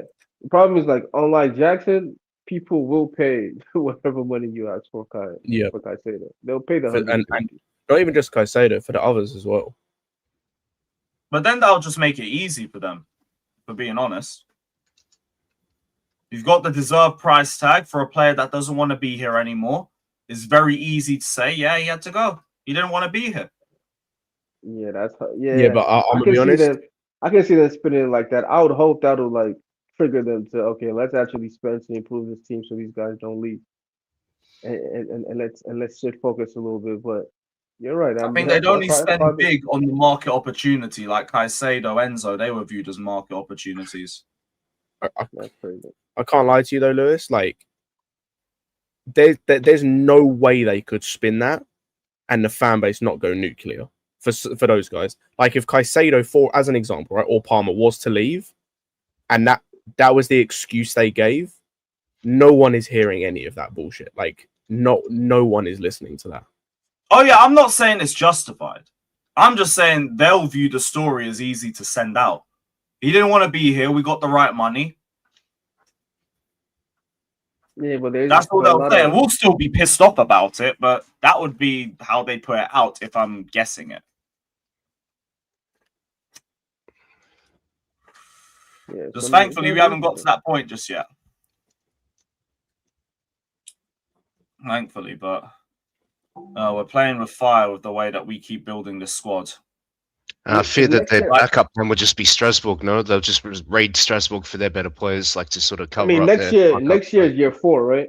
That's going to be the 4th year with Enzo, Palma. I think this is year 4 playing together. Oh no, with those players, yeah. Yeah, so with those players playing together, that'll be year 4, right? That's about when it gets spooky. Because at year 4, you're thinking, am I going to be here for 5 years and not win anything, or should I leave? So we need to. That's why I was like, in my head, I was like, we have to compete this year. Having this problem, like winning that World Cup would have saved us a lot in that regard, but we still need to win a trophy this season. Of course. Because now, like, they have won something, they've won something major, but now you need to keep winning. You get that taste of winning, you don't want to lose it. That's something that you'll just keep feeding off every single year. That's going to be your desire. And it's also important, so important that we do it this season, just to really cement the winning mentality in this squad. Because Chelsea's a winning club, but we had built that squad and we kept building on top of that. This one in 2022 is the first time we've made like massive sweeping changes to it. So now you have to reset that winning mentality. Now you have to go and win something this season. I don't care what you win, go and win a fucking trophy. Like the most important one to me, I've said it multiple times, the Carabao Cup is right there. It's right there. It's the closest trophy to win. It's the first trophy. It will set the marker for the remainder of the season. Go win it. Go win it. You're already in the quarterfinals. That's what I'm also saying with Maresca. Do not fucking try tossing Adarabioyo against Cardiff. I don't care. I don't want to see him fucking playing. Because I want this trophy. And if you start, you better fucking win. Say again, Daniel. I definitely agree. If he does that, if he treats it like a side trophy or something, and then plays guys like Tosin, that's gonna piss me off. Because we should just be going for everything that we can to win. At least you try to establish in these new players some level of okay, we're also winners. We can also get wins, and you know what I mean. Like at least you want to establish that. Because level wise, I just don't think these guys that we signed are really on that level. But it is I'm what just it hoping is. they get better because I know with age, that's all you've got. You just gotta hope. But that's where it's like, unfortunately, that's like more in the manager there, because there's no other way for them to get better. Yeah. There's no other way. Like there's no other way for us to do anything unless he gets it perfect. He gets it perfect with the development of certain guys. Because if you get it right with the injured again. Like right, because if you get it right on a development level, we could get somewhere. A what? I said if we get it right on a development level, we could get somewhere, but he would have to be perfect, is what I'm saying. Like he would have to hit 5 for 5, developing like 5 players for us to have a team that can compete for a league title with the current model. Like Estevan would have to be a world-class player. One, you have that with Palmer. You have to develop one of these fucking strikers, a Mega, Delap, one of these bums, right? You have to make that a world-class player or a serviceable player. You have to develop Quenda or something. You have to hit all of those, hit someone like Santos, and maybe even one of the center backs and the keeper or the keeper, Penders. Those guys have to be top guys, and he would have to guide them there for us to win. Otherwise, we're fucked. With this model, is what I'm saying. And that's a lot to ask. Like, that's an impossible task. That's something only like an all-timer manager can. Like, if he manages to actually do that, then he's one of the greatest ever. Because that's incredibly difficult. But that's what he would have to do for Chelsea to win. And we gotta hope every other. Well, it's like when the likes of Penders and Sarr are coming in, we're hoping that the attack's matured by then. And then they can like get integrated into a squad or be at that level. But I don't think you're going to see Penders next season either. Sarr, I think you'll see come back within the next year.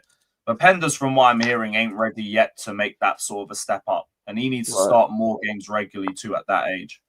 I agree with that. But yeah, so that's like really hard. Like, so he has to make sure Esteval by next year is one of the best wingers in the league, while Palmer keeps his level. You know what I'm saying? World Cup or no World Cup, you hope he keeps his level, and you hope when Quenda comes in, he knows how to use him on the left side in the Premier League. Because that's not going to be easy. But that's like those are his only hits and targets, at least on the attack, that he would have to do. Back line, I don't know. I think if you get lucky and Cole comes back to the 10-2 recently, or am I wrong? I think that's more international. Internationally, because I heard Joey, I think it was Joey or someone else was talking about him like picking the ball up more in central areas. Well, to be honest, we also know Esteban is meant to be long-term playing as the 10.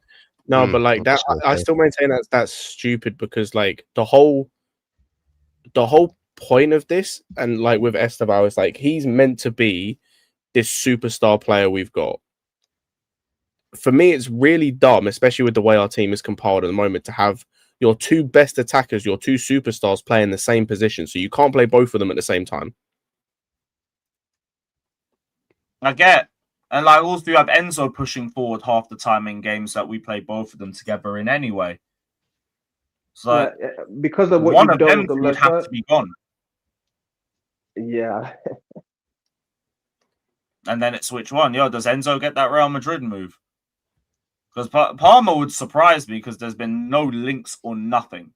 Enzo's always had that odd Real Madrid link just creeping around. Nothing too serious, but it's always I been there. can't lie. As more time goes on, and especially what Daniels and I think Alex said previously, and I kind of see it now, especially with the last couple of games. Unless you're going to move Palmer to the right wing, having Enzo in this team is making less and less sense as time goes on. It doesn't make on sense a regular basis. I hear it because he looks so much better when Caicedo and James are there, and he don't have to do as much defensively. He looks miles better when he's with two midfielders, and that's not possible if Palmer's going to play in the team. I've been saying, bro, Bingo. that guy Caicedo has been hand holding this Enzo guy, bro. He needs to go. He needs It's not to if go. it, no, he I holds like his Enzo, own. but like you can't. But here's my he's thing not with the- him. He holds his own if his task is go forward and get goals or get assists or do things like that, because he has that freedom where, especially and that's even supported when James is in there with Kai Taylor. If he's in there by himself, I think the last game was a case in point when fans think, yo, if he sits in front of the back line, he's gonna dictate play like a Georgie and he's gonna be able to set up and create. No, he's not. He can't. Yeah, but that's the thing.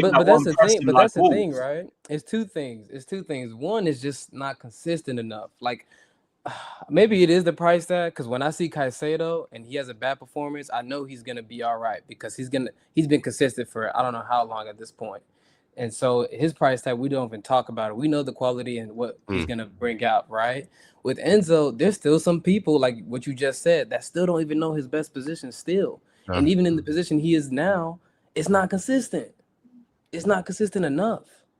Like, I'm sorry, like it's just not good enough, bro. It's not. Especially when you're lacking defensively too. Like it's just like then I need to see way more. I need to see way more offensively if you're gonna lack that much defensively. Like, you know what I'm saying? I don't That's the necessarily problem. think it's two things. I don't necessarily think it's the price tag. I don't necessarily think it's like not knowing where his best position is. I think we've worked that out over time. I think his issue is the best attributes he has and how that correlates with the league and this team. Like we said, the best attributes he is showing and attributes he is actually showing he's elite in this team don't suit how we want to play with the players that we play with on a regular basis. Yeah. To be consistent, I mean. Like I said, if we're going to play a midfield three and Palmer on the right, and that's what we're going to do going forward, then Enzo can stay in this team and he can be elite and he can be effective. But if we're going to go into games with him in the midfield with a Caicedo and Palmer in the 10, he's going to have some games where he's incredible and he's going to have some games where he sucks. And Yeah, so, I think it's just the team that he's in. I don't think him as an individual, as a player. I think it's just for our team, he just doesn't fit. Maybe he might actually do brilliant, because I understand what Daniel was saying. Like I may have this fear where if he does leave, he'll be like top notch, and he may be. Of course he will, Just because for he's going to go to Chelsea, I don't I'll think be honest. Because he's going to go to the Spanish league, or he's going to go to the Bundesliga. I'll be honest. He's not going to stay in the Premier League. I could think he could stay in the Premier League and still do well on a different team. Like, I know their team is a mess, but if you were to put him in Liverpool's midfield, for example, and have like Szoboszlai and let's say a Gravenberch behind him, I think he'd do bits, because then he's got no defensive responsibilities in that team. But so here's the whole thing, right? Because there he'll be competing with Wirtz for that spot, right? And he'd do better than Wirtz would right now, at least. And like that would just be like, why have 200 million players come? Because he could do that here, where he could just compete for the number 10 behind Palmer. Then you know what I mean? Yeah. Yeah, I just so I don't. Obviously, if he leaves, he's going to Spain. He's going somewhere else where the pace is so much slower, and there's so many players in the front lines for the team that he'll go to that have individual quality. So you just see him pinging a ball to Vinny long distance, and then Vinny does his magic and he gets you know what I mean? He gets 10, 15 assists. You can see it happening. But I do think he can be useful in our team. I just think the manager should just make a decision. Either you're going to go to a midfield three, you know what I mean? Like this, or you just have him play the number 10 when he's playing, and just have Palmer play on the right. I think where the manager should take his team eventually is finding a way to just play with a false 9. You don't have a number 10. I mean, number 9. Just find a way to play with a false 9. The best you've kind of seen it sometimes is with Neto playing. You know what I mean? So you might as well, like, even towards the end of last season, right? A lot of those games, Neto was playing in them. Well, because this idiot got a fucking red twice. But yeah, Neto was playing in that role, right? Even then, So- like, just the idea of Neto was better than what we saw consistently there. Yeah, so maybe you have to try and transition it a little bit where, Palmer's off the right, Neto's playing false nine or something like that, right? And you just get, I think an ingenious, manager would be able to get Estevao and Pablo in the team. But, if you can't, you can't. I know there's no point in investing time. I don't know if he'll be able to get them two and Joao Pedro. Yeah, no, not Enzo Pedro. I would potentially just bench Pedro, and have him just be like a utility player, like they said he was going to be. Neto, because he gets the odd goal. Like out of 3 chances, he's probably going to score 1, right? Like we've seen him do that. Yeah, so that's you just put him up top somewhere. That puts him ahead of both Joao Pedro and Delap. You know what I mean? I think we play better with the midfield 3, but if I don't know if he's going to permanently play Reece in midfield with Caicedo, then yeah, a midfield 2 with Palma as a 10 can definitely work. I would say leave that spot for Santos, but he doesn't trust Santos. So the other issue of that then, Dan, and again, so much of this comes down to also recruitment and like, of course, building this team so much better for the manager. If we're going to do that, the backup to Reece needs to be comfortable doing that as well then, which Gusto can't do. So Gusto needs to then go in that scenario if we're going to do that going forward. What do you mean? Backup to Reece should be comfortable doing what? As in doing the inverting thing, because I agree with you. I'm not asking Reece to invert. I'm asking him to start in midfield. Oh, you want him to start? Oh, okay, fair enough. I'm saying it's either him or it's Santos. He doesn't trust Santos because you need another solid defensive player in that midfield 3 with Enzo and with Caicedo. Yeah. Because I was thinking the other way around. The other way you can make it work if you want to continue doing what we're doing at the moment is you just have Reece invert into midfield, so he can then play in the double pivot with Caicedo in possession, and then you just have Enzo push up to play alongside Palmer, which could work. But because Reece can't play every game, you need to then have your backup right back be comfortable doing that, which means Gusto would need to leave, and you then either need to promote Josh to the backup right back and play him more often, or go and get someone else to play that option. Is the other way around you can do it. Regardless, the only inverting that I've seen in this team that has looked okay is Cucurella doing it. Yeah, the right back's doing it as shit. Any I tactic think you do Reece that doing involves it, I think I don't like it. I don't like it. I don't know. For some reason, when he's doing that, they just lose themselves on the defensive end, and there's always a gap on that end for like the team to get through and get crosses through. You know what I'm saying? You always see it happening. It usually always happens to Gusto, but once he stopped doing the inverting bullshit, he's also been like less of a liability. He's still a liability, but less of one. It's noticeable, somewhat. Yeah, because he's like runners aren't just sprinting off him now. He just stays as out wide, don't invert. Yeah, he does like a couple times, once we have the ball, but his starting position isn't like inverting right next to the center mid, because that's not going to work. But those are the things that the manager has to figure out very, very quickly with this team and with this squad. You know what I mean? And he has to have like the reason why I think he has to find a way to get Palma and Estevao on the team, because again, you don't get any level of long-term success if Estevao doesn't become do a that world-class from dropping player. Enzo though. Like he's played so many minutes, he could probably do with the fucking rest. Hell, Caicedo's back. I think you can do it. I don't know. I think there's ways, Lewis. I think there's actually ways you can make all of this work, even with the players we've got, and even with not really doing signings and shit.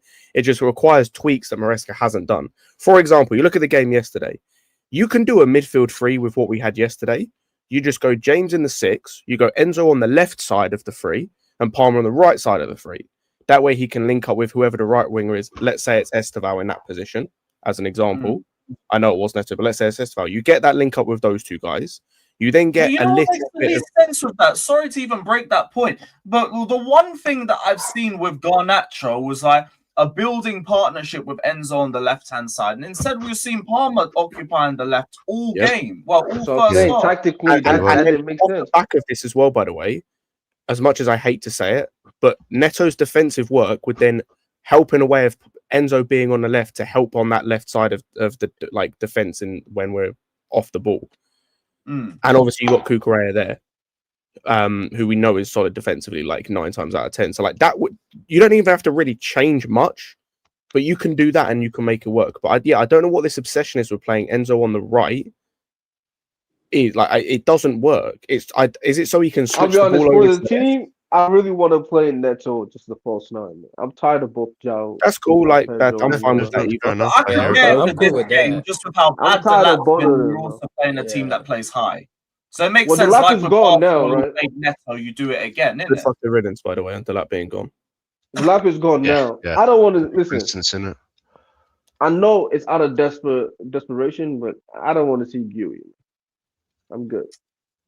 Oh yeah, I'm with it. Like he same. didn't show any Yeah. physical traits either Doesn't when have he the jumped on. scores, yeah. It's just that, if we Yeah, were playing I'm well, getting then more sure, and more but annoyed with the way Maresca handled this game. The more I'm thinking about it, but nah, he has to do better. yeah. Like we can't, because now we were on a course to what? If we just had the same form, every 13 games, we would have probably finished on like 74 points. Any less than that, we're going to be on the same points we were last season. You know what I mean? And I don't think the champions are going to have like high 80s. It's going to be points, 80, 82, 83 points for whoever League's wins washed, it. did it? We just playing our part. League's washed, but I'm saying at least get to 78 points. 70, you know what I mean? Get to the high 70s so we can say, okay, we're actually getting somewhere. League is shit now, so all you got to do is just win a couple more games and you can win it.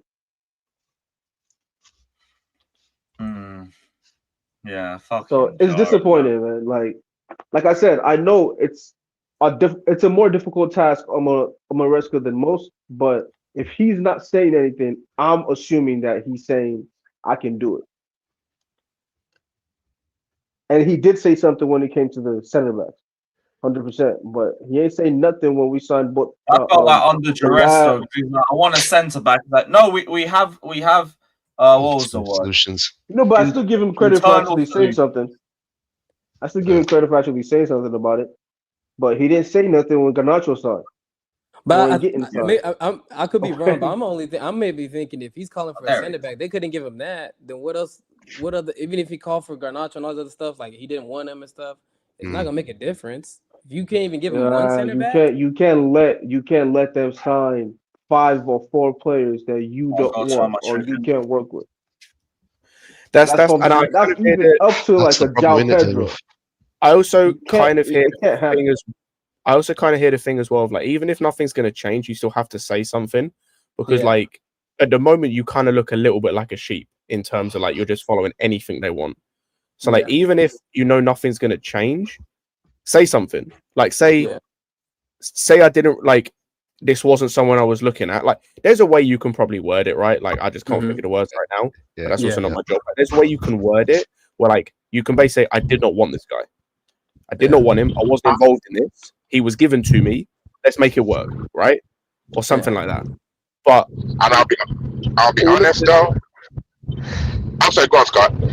I'll say all of the because I think someone mentioned earlier all of the stuff where I think he talked about like, oh, I had FaceTime or I had video calls of him or some nonsense. Like that's cool, but it's just like it's just nonsense, really. Like it's just a bunch of nonsense to try and like make this seem like a good transfer when it wasn't a good transfer. Of course, just because you don't want to piss someone off. There's some politics involved, of course. I'm just saying because what's going to happen is what I was trying to say as well is that if it doesn't stick up, it is his own reputation that will be damaged. Let's be honest about it.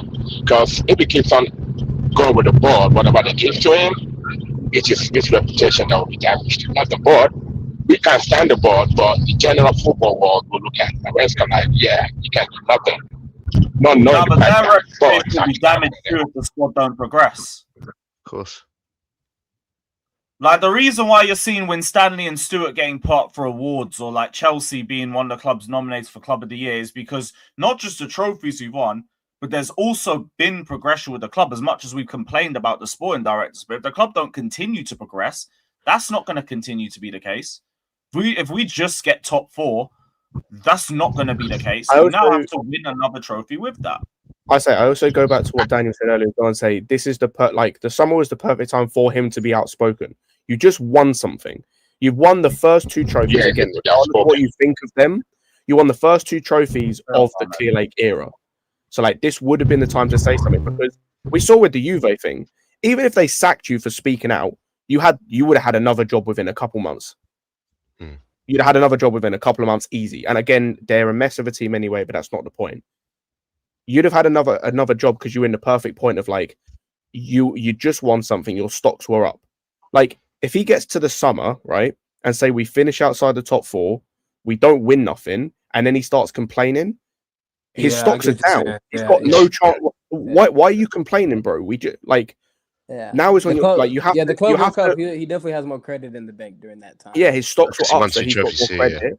So that's when he needs to say something. There's no point saying something when you're But the thing is, Scott, the credit doesn't really matter though, because like they've told you already, we don't care about your credit. You are here to follow orders, and he signed that terms and conditions, bro. So no, but the game changed at that point, bro. That's no, but cool. his point is saying to still speak out, even if that was. Yeah, and my thing is like, but we saw what happened the last. Maldini is making fair points, though. Yeah, he's not. Yeah, that's a good point. Yeah, the thing is for me, is the actual one where they do speak out. That's like there's a way you can do that. They're gonna speak out, because when you're not winning, right, or you're barely competing for a Champions League spot, you might think, no, the board is happy, you should be happy, everybody's happy, and that's a lie. The board is expecting him to achieve things that you can't achieve with the squad. Right, and it's not until he doesn't do it that it's going to be clear that this is what they were actually expecting from me. The thing right is, now, because the fan base is like understanding, it's like, you just have to make a top 4 next season. If we don't challenge for the league, the fan base is not going to be understanding. 100%. By the way, they're not understanding. By the way, what's his face? Glasner has been doing the same shit, by the way, this season with Crystal Palace, in terms of he was not happy about their summer window. He made that clear at the end of the summer window, and then what was the game recently? I think they lost or something, or they might have even won actually. And he was still pissed. Like they asked him about January, and he said it's too late in January.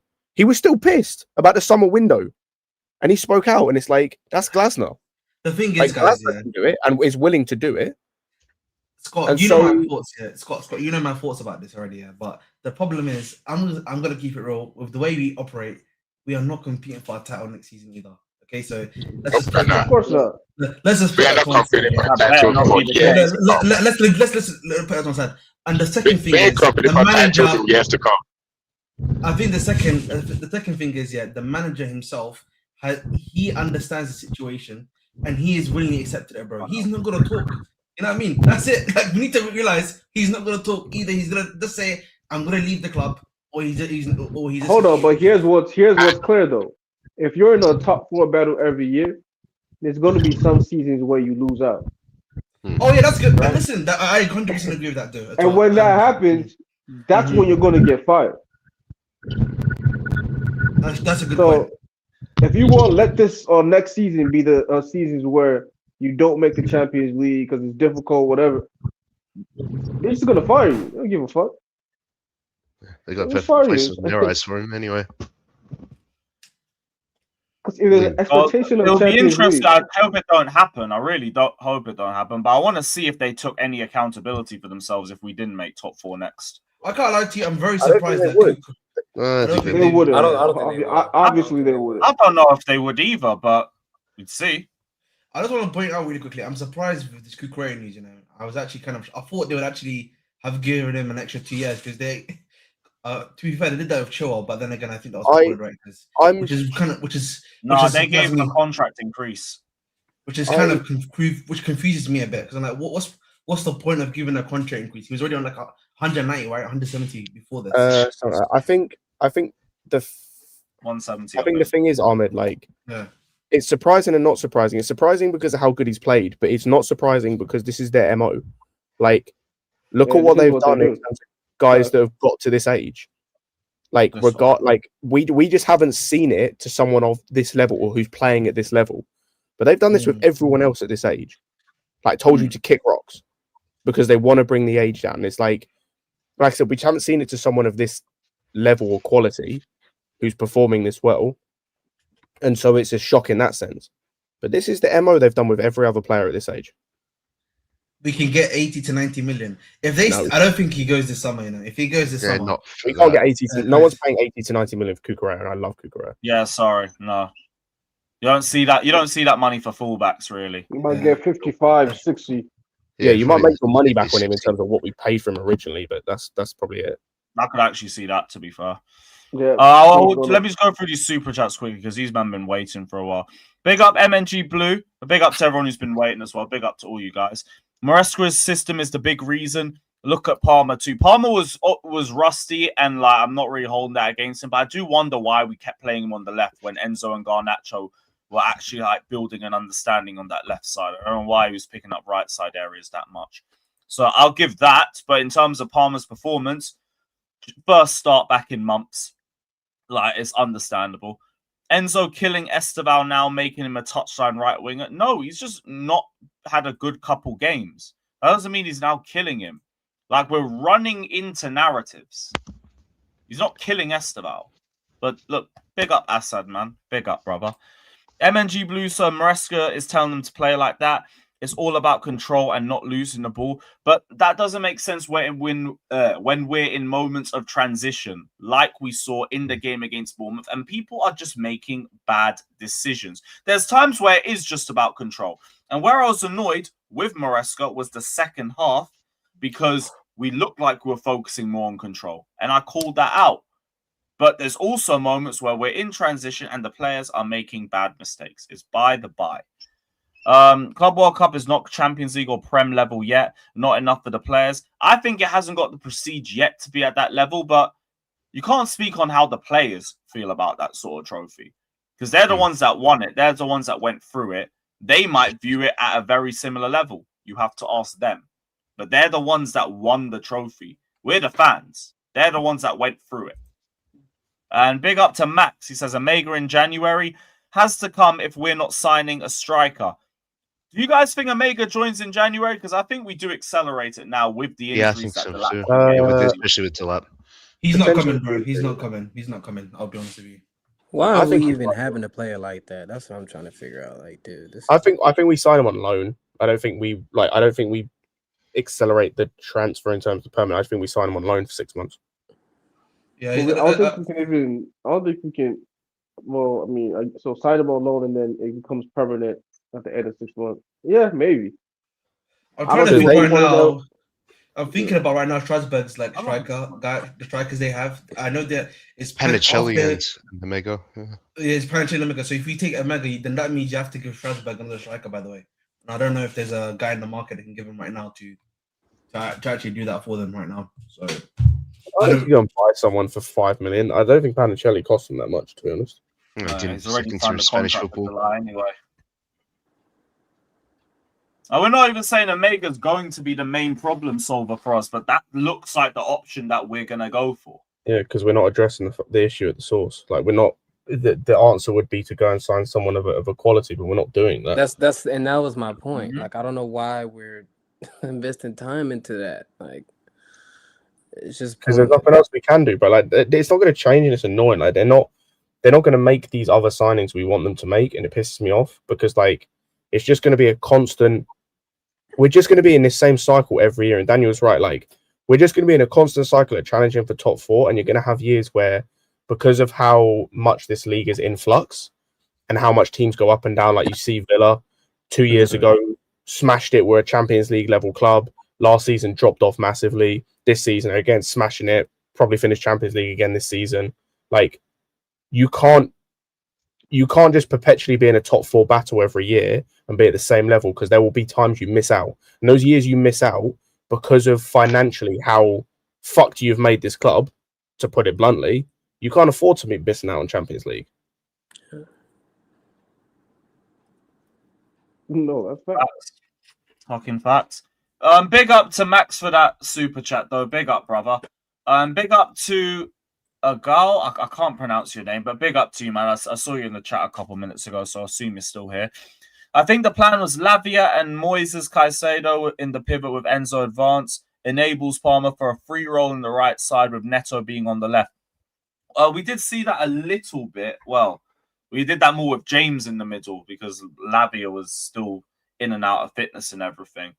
But we've seen that idea work out, like with Caicedo, Enzo, Reece James instead, and then Palmer having the free roll on the right-hand side. We've usually done that. We've seen that against Bayern. We've seen that against PSG. We don't see it a lot, though. I think we do that against, like, teams of an elite level that are going to play high up against us, if that makes sense. But it does seem like that is a plan that we go for at times, but just Lavia's never really around for them times. Yeah, see, if Lavia was around, I'd prefer Lavia, Caicedo, and I don't know. This Enzo is just not it. I don't know, man. I was about to say, but that's still a midfield three. If you go with Lavia, Caicedo, and Enzo, that's still a midfield three. Mm-hmm. Because I still think, like, let's say where Reece is now in the midfield, it sounds crazy, I would even do Reece, Lavia, and then Caicedo's doing what Enzo's doing. I still think he's that good to do that. Reece, Big up, Pastor, man.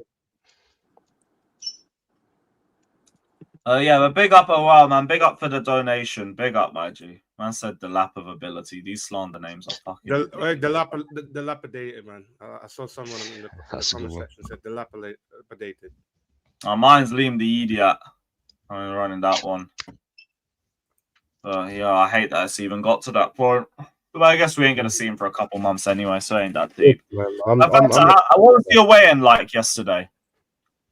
People got bored. It was more same frustration yesterday. I'll be honest with you. I heard there was boos from the away end at full time. Yes, some of them are not happy with the intensity wise. There's lack of clinical edge in the final third. It's been the same old, really. It's the same old story that Chelsea this season.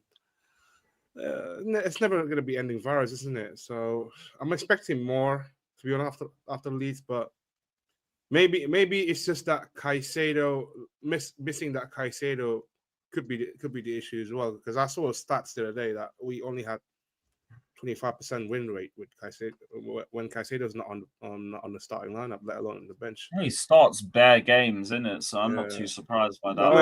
I'm hoping that for Atlanta away, yeah, it's like because I think we're going to see him regardless Caicedo because I think he's going to start. Absolutely, you can't play Everton, innit? Yeah, and the fact that we haven't won. Give Enzo some fucking rest. That's the only decent thing I'll say for his side. He does need a game or two off. We haven't won on the Champions League away games since 2022. So, could be the first one. He ain't been in one since 2022. That's a horrid stat, man. Yeah. And that's horrid because it's fucking shameless as shit. Yeah, other than that, hopefully, though. Fingers crossed. Big up Oral again saying, by the way, I was never Maresca out, but now I think I am. That's a shame. That's a real shame. Hopefully your mind changes. But I've again said I'm not entertaining a Maresca out debate in 2025. That's got to be a 2026 question for me. Are we done enough without that? 2026. Yeah, that's fair. That's very fair. Yeah, but we'll see how the season goes. If he's fucking horrid for the rest of the season, which I highly doubt, but if he is, we'll see. We'll see. But right now, I don't think it's time to have that sort of question. We're going to wrap this, though, because I've got to head out to Northside's leaving party. So big up to the panel. It's been great to have you guys on. Big up to the chat. We're going to send everyone over to Egal. So everyone spam World Champions Raid in there. And we'll be back live tomorrow. Atalanta preview. Up the Chelsea. Up the Chelsea. Oh, no outro.